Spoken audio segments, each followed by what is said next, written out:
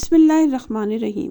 اللہ تعالیٰ کے پسندیدہ لوگوں میں وہ حضرات ہیں جو صاحب ایمان بھی ہیں اور صاحب عمل بھی۔ وہ اپنی اپنی استطاعت اور خدا کی عطا فرمائی ہوئی توفیق کے مطابق نیکیاں کر کے مختلف درجات تک ترقی حاصل کرتے ہیں۔ کوئی متوسط درجے تک ترقی کرتا ہے، کوئی اس سے آگے، کوئی اس سے بھی آگے۔ ترقی کی کوئی انتہا نہیں۔ دنیاوی اصطلاح میں یہ ایک طرح کے گریڈ ہیں۔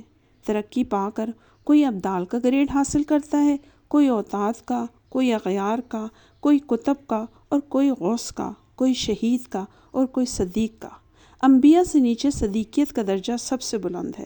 اسلام کی تاریخ میں حضرت ابوبکر رضی اللہ تعالیٰ عنہ کے علاوہ صدیق کا لقب اور کسی کے لیے ثابت نہیں۔